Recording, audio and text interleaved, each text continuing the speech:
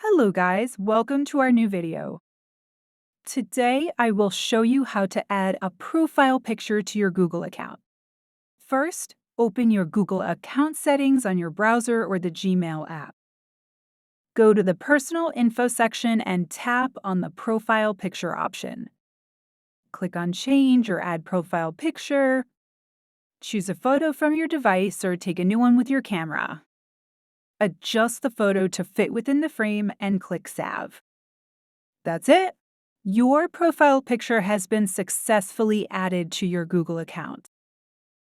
If this video helped you, don't forget to subscribe to the channel and like and share the video.